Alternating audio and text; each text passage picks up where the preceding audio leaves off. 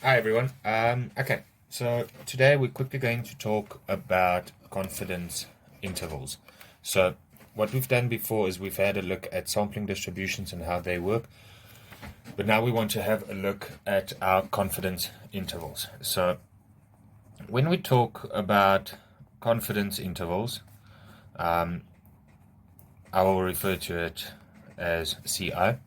Moving forward, basically what we've got is we take a sample from a population, and in that sample we want to make an inference on the population. So you can't always take a full survey an entire population or do a census. Sometimes you can only do a sample, only take some of the entire population and get that data. So what we do have is we've got a sample, so we've got n, which is your sample size, and then we've got x bar, which is your sample mean, and then we've got your sample standard deviation. So standard deviation, sample standard deviation, and then we've got your sample small p is your sample proportion. So note we can either work with a mean or a proportion. And then we've got the U, which is our population mean, and our pi, which is our population proportion. So what we want to do is when we take a sample from a population, we want to know with what accuracy or what confidence can we say that the population mean is between x and y, or that the population proportion is between x and y. So what that would look like is we can assume that these are normally distributed. So we've got a normal distribution that looks something like that, and we want to know that what is the probability, or with a confidence interval of, for example, 95%, where are we in terms of a population parameter? So these are your population parameters, either your population mean or your population proportion. So we want to find a lower limit and a upper limit, or lower bound and an upper bound, for our population based on what we can get from our sample, and that is your population standard deviation. Okay, so first and foremost, we've got three kinds of confidence intervals for this course. Number one is when your population standard deviation is known, or n is bigger than 30. I'll get back to that now.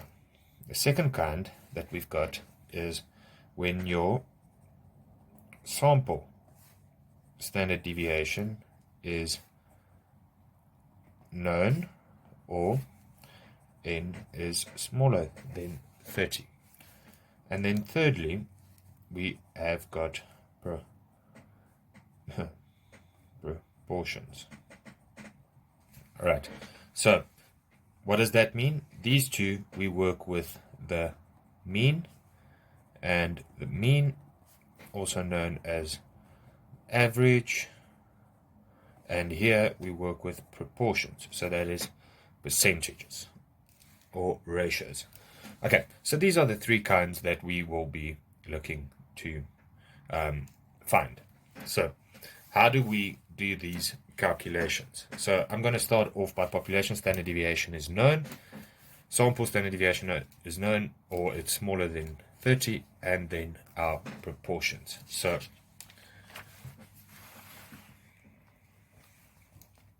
when we do our confidence intervals, so what I've got is I've got population standard deviation is known. It's a type 1 confidence interval.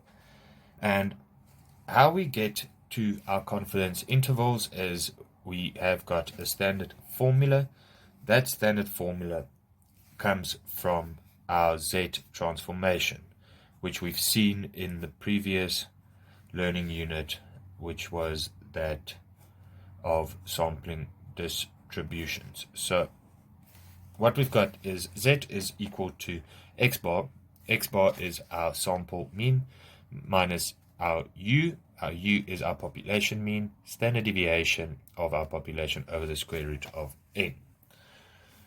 Now, what we want, as I said earlier, is we take a sample and we therefore want to say something about our population. So, in order to say something about the population in this formula, we want to make our population parameter, which is our population mean, the subject of the formula. So to do that, and I'm going to skip a few steps, we get a new equation that looks something like this. So we've got X bar minus Z times standard deviation over square root of n, X bar plus Z times standard deviation over square root of n. So as you can see, the left and the right is exactly the same except for the two symbols. The one is x plus and the other one is x minus. So guys, that is the first way we can work with a standard deviation. So back to this one. One thing we need to understand, and that is, well, first thing we need to understand is for these two, we work with the Z table. For this one, we work with the T table. And I will do an exercise on how to interpret these two. But for all intents and purposes, we've got a cheat sheet because they almost always ask us a Z value for a confidence interval of 90%, 95%, and 99%. And that corresponding Z values are always plus minus 1.645, plus minus 1.96, and plus minus 2.58. And just to quickly give you an idea of how I come about those figures is if we look at our Z table. So we know that this area gives us a probability, and those are the corresponding Z values. So the area inside is that light blue area. It's the probability, also known as the area under the curve, and these corresponding Z values is that value. So we get a probability between the mean and a Z value. So to get a probability of 90%, give or take 90%, we know that the Z table only looks at half of the graph, so half of 90% is 45%. So when we find a value the closest to 45%, we can go 44.6, 44.7, 8, 9. There, roundabout in between these two values, you will find a 0.45. And that is half of 90%, and the corresponding Z value to that is 1.6, and in between these two, 4.5. Alright, so that's how we get the actual Z values for these confidence intervals. Okay, so that's the first important thing, is you need to know how to get your Z values. The second important thing is how do you get your T value. Now, to get your T value, there's a few more steps. First thing you need to do is you need to get your degrees of freedom, which is n minus 1, and you want to get your alpha value. Your alpha value is read from the T table, but it is read a little bit differently to how we read the Z table. So in your textbook, table number 2, you've got your T table.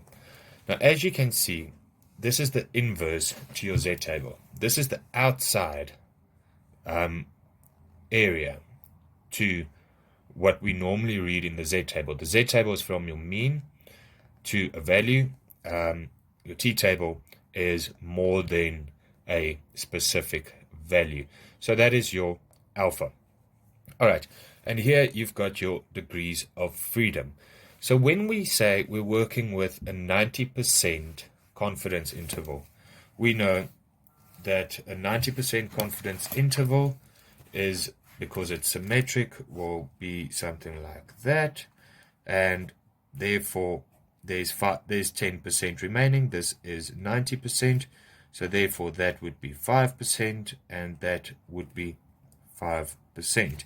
Therefore, alpha would be 5% or 0.05. So your alpha value for 90% is 0.05. Your alpha value for 95% is half of that, so 0.025. Your alpha value for 99% is 0.005. Sorry, I didn't include that. And then your degrees of freedom is n, your sample size minus 1. And then what you do is you find your, let's say we're working with a sample size of 20, and that given we are working with a confidence interval of 90%. So on 90%, our confidence interval is 0.05, and 20 minus 1 is 19. So first we go to 19. Where is 19? 19 is there. And then 0.05. That is 1.729. Okay, so these are your first steps with either your population standard deviation known or your proportions. T is only relevant to, T is only relevant to your sample standard deviation is known. Why? Because the sample t-test is used when your sample size is usually less than 30.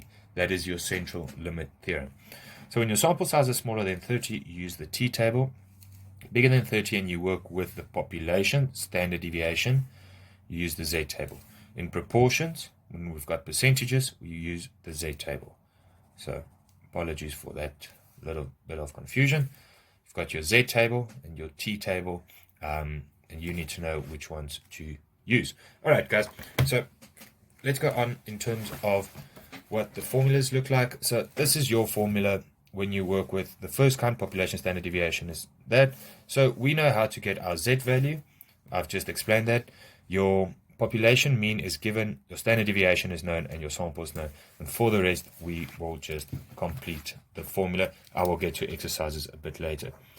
Second one is when we work with n smaller than 30 or a sample standard deviation, it will look a bit different, but not much.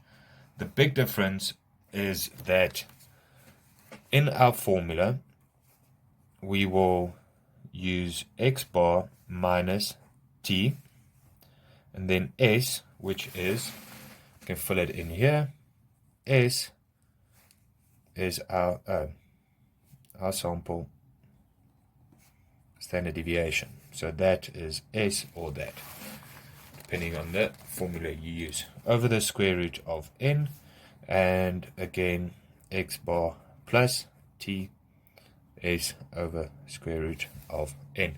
So as you can see, these formulas are almost similar.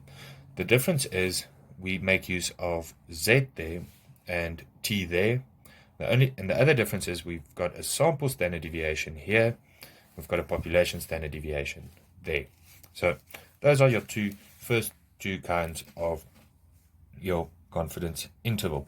Your third kind is when we work with a proportion, that is percentage, and we use a Z table, as we know. Now, guys, when we work with a proportion, our Z transformation looks slightly different. Why?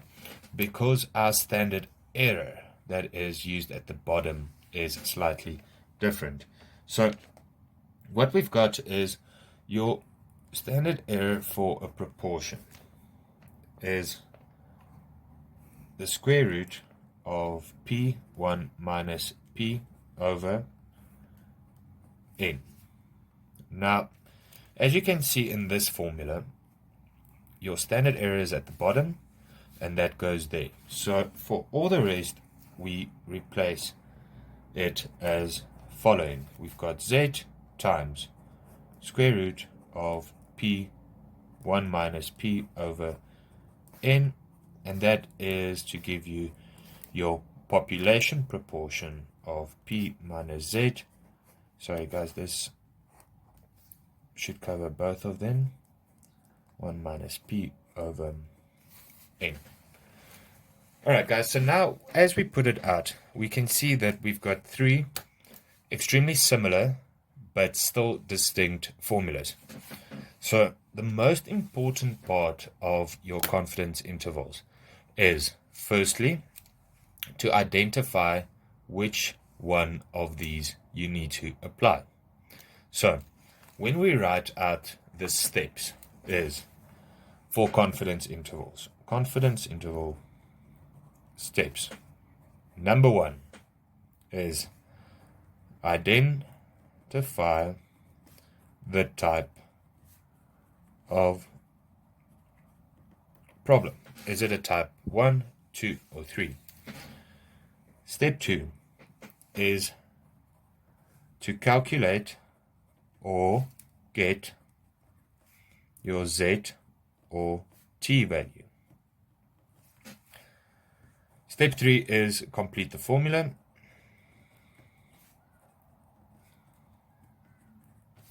And step 4 is write an interpretation.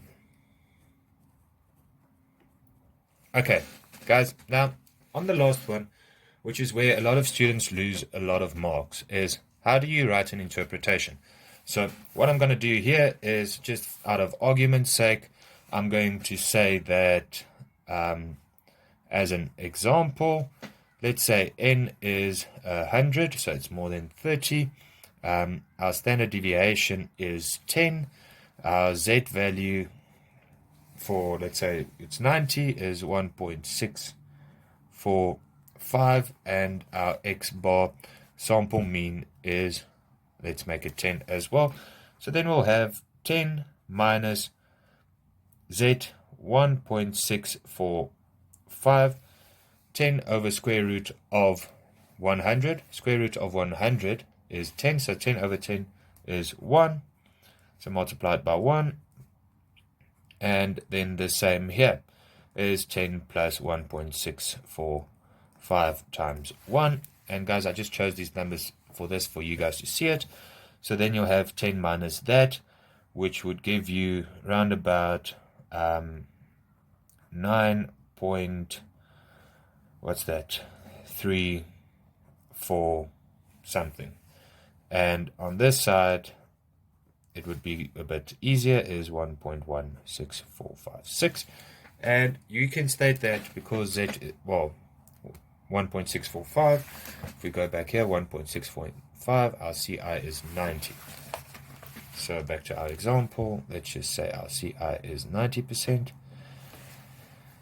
We will write an interpretation reading with a 90% confidence interval. You can state that the population mean is greater than 9.34 and smaller than 11.645.